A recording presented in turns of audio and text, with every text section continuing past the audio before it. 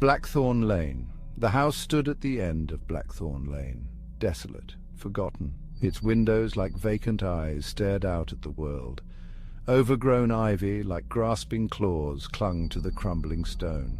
The iron gate hung precariously, its hinges groaning a mournful dirge in the wind. Locals whispered tales of the house, tales of tragedy and sorrow, their voices hushed, their eyes filled with fear. It had stood empty for years, a testament to a forgotten time. No one dared to venture near, not after the rumors began, rumors of strange noises in the dead of night, shadows moving against the decaying curtains, whispers carried on the wind. The house on Blackthorn Lane was best left undisturbed, a place of secrets, a place of fear. The new tenant. Henry, a writer seeking solitude, remained unfazed by the local tales. He saw not a haunted house, but a sanctuary, a place where his creativity could flourish. He dismissed the stories as mere superstition, the ramblings of idle minds. He believed a change of scenery was exactly what he needed, a place where he could escape the distractions of the city, a place to write. He moved his meager belongings into the dusty rooms, his footsteps echoing in the silence. The air hung heavy, thick with the scent of decay and dampness. Sunlight struggled to penetrate the grime-coated windows, casting long, eerie shadows across the floor. He unpacked his typewriter, placing it on a rickety table by the window. He was determined to find inspiration within the walls of this house. Whispers in the night. The first night's sleep evaded Henry. The silence of the house was broken by whispers, soft, indistinct murmurs that seemed to emanate from the walls themselves. He sat up in bed, his heart pounding. He listened intently, but the whispers faded into the stillness. He tried to rationalize the sounds. Old houses creaked and groaned. It was the wind. It had to be. The next day, he explored the house, his footsteps echoing in the vast emptiness. Each room seemed to hold its breath, its secrets hidden beneath layers of dust and decay. Cobwebs clung to the corners like macabre decorations.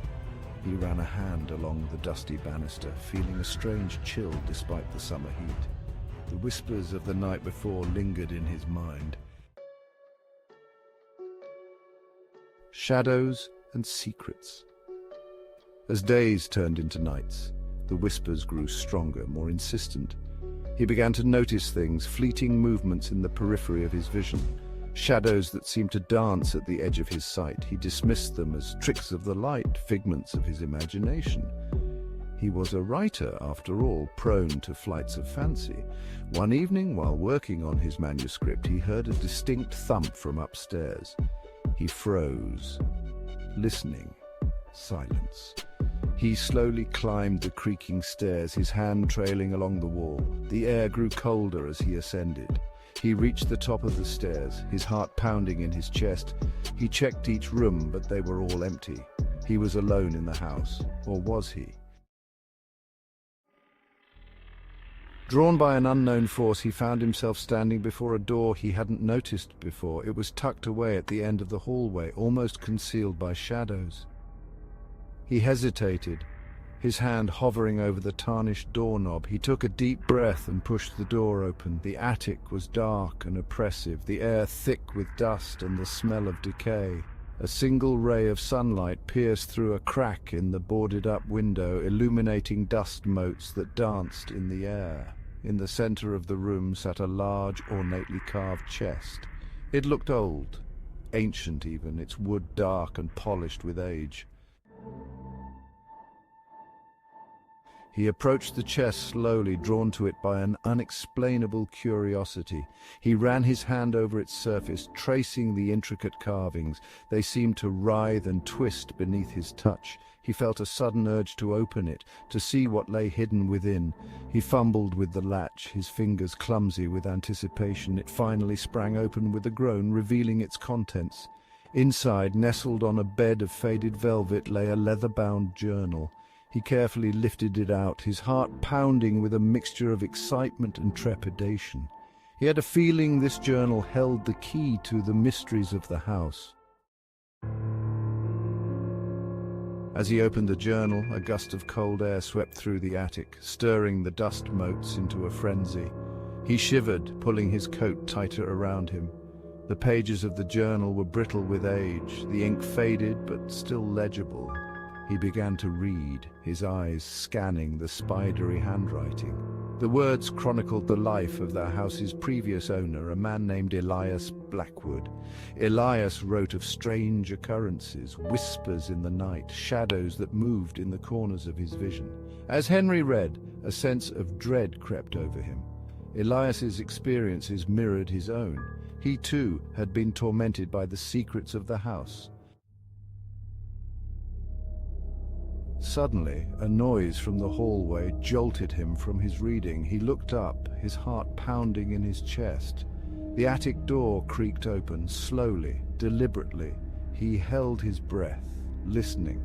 The sound of footsteps, slow and measured, echoed in the silence. A cold, unseen presence filled the room.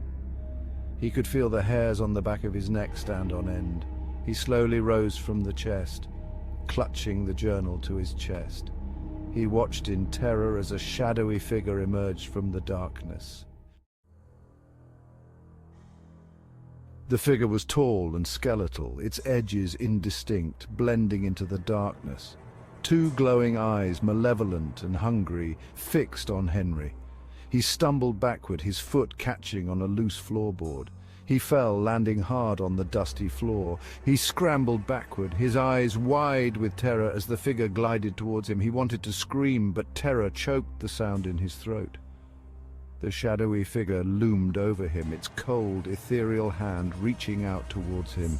A blood-curdling scream echoed through the house, a scream filled with terror and despair. The next morning the house stood silent. The sun cast long, eerie shadows across the overgrown lawn. The front door hung open, creaking mournfully in the wind. Inside, the house was empty. Henry was gone. The only sign he had ever been there was the typewriter, sitting on the rickety table by the window. The locals whispered amongst themselves. They had warned him, they said. The house on Blackthorn Lane claimed another victim. The house remained, a silent sentinel at the end of the lane, its secrets locked within its walls, waiting for its next victim. The whispers continued, carried on the wind, a constant reminder of the darkness that resided within the walls of the house on Blackthorn Lane.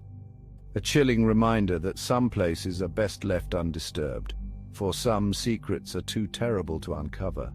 The house stood as a testament to the darkness that lurked within the human heart, a darkness that whispered on the wind. And in the silence one could almost hear the echoes of screams, a chorus of the lost and the forgotten. The Whispering House, as it came to be known, remained a place of fear and mystery, a place where shadows danced and whispers never ceased. The house stood alone, waiting, watching.